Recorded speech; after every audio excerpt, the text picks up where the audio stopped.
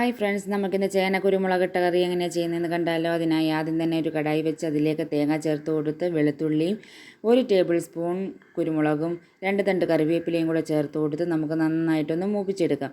കുരുമുളകിൻ്റെ ടേസ്റ്റ് ആയിരിക്കണം ഇതിന് മുമ്പിൽ നിൽക്കേണ്ടുന്നത്. അപ്പോൾ കുരുമുളക് അല്പം കൂടുതൽ ചേർത്ത് കൊടുക്കുന്നത് നല്ലതാകും. എന്നിട്ടൊരല്പം വെളിച്ചെണ്ണയും കൂടെ ചേർത്ത് കൊടുത്ത് നല്ലതുപോലെ തേങ്ങയൊന്ന് വറുത്തെടുക്കാം. തേങ്ങയുടെ കളറൊക്കെ ഒന്ന് മാറി നല്ല ബ്രൗൺ കളറായി വരുന്ന സമയമാകുമ്പോൾ നമുക്കതിലേക്ക് പൊടികളും കൂടെ ചേർത്ത് കൊടുക്കാം. മല്ലിപ്പൊടിയും മുളക് പൊടിയും കൂടെ ചേർത്ത് കൊടുത്തിട്ട് നമുക്കതൊന്ന് മൂത്ത ശേഷം ഫ്ലെയിം ഓഫാക്കി ഇതൊന്ന് തണുക്കാനായിട്ട് മാറ്റി വെക്കാം. എന്നിട്ടൊരു മിക്സി ജാറിലേക്ക് മാറ്റി നല്ലതുപോലെ ഒന്ന് അരച്ചെടുത്തിട്ട് വരാം. തേങ്ങ അരച്ച് മാറ്റിയ ശേഷം നമുക്കൊരു ചേന ഇതേ വലിപ്പത്തിലൊന്ന് കട്ട് ചെയ്തെടുക്കണം.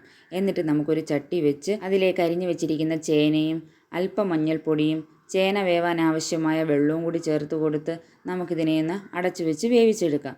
ചേന നല്ലതുപോലെ ഒന്ന് വെന്ത ശേഷം നമുക്കതിലേക്ക് അരച്ചു വെച്ചിരിക്കുന്ന അരപ്പും കൂടി ചേർത്ത് കൊടുക്കാം. എന്നിട്ട് ആവശ്യത്തിന് വെള്ളവും കൂടി ചേർത്ത് കൊടുത്ത് നല്ലതുപോലെ ഒന്ന് മിക്സ് ചെയ്ത ശേഷം നമുക്ക് കറിക്ക് ആവശ്യമായ ഉപ്പും കുടംപുളിയും കൂടെ ചേർത്ത് കൊടുക്കാം. കുടംപുളിക്ക് പകരം നമുക്ക് പിഴുപുളി ആയാലും ചേർത്ത് കൊടുക്കാവുന്നതാണ്. എന്നിട്ട് നല്ലതുപോലെ ഒന്ന് മിക്സ് ചെയ്ത ശേഷം നമുക്കിതിനെ ഒന്ന് അടച്ചു വെച്ച് വേവിച്ചെടുക്കാം. ചാറൊക്കെ കുറുകി എണ്ണയൊക്കെ തെളിഞ്ഞു വരുന്ന സമയമാകുമ്പോൾ നമുക്കതിലേക്ക് അല്പം ഉലുവാപ്പൊടിയും കൂടെ ചേർത്ത് കൊടുത്ത് ഒന്നുകൂടി ഒന്ന് മിക്സ് ചെയ്ത് കടുവും കൂടെ താളിച്ചു കൊടുത്തു കഴിഞ്ഞാൽ നമ്മുടെ കറി ഇവിടെ തയ്യാറായി കഴിഞ്ഞിരിക്കുന്നു. ഇത് പിറ്റേ ദിവസം വെച്ചിരുന്ന് കൂട്ടുമ്പോൾ വളരെ ടേസ്റ്റി ആയിരിക്കും. ഇഷ്ടമായെങ്കിൽ ലൈക്കും ഷെയറും സബ്സ്ക്രൈബും ചെയ്ത് സപ്പോർട്ട് ചെയ്യാൻ മറക്കല്ലേ. താങ്ക്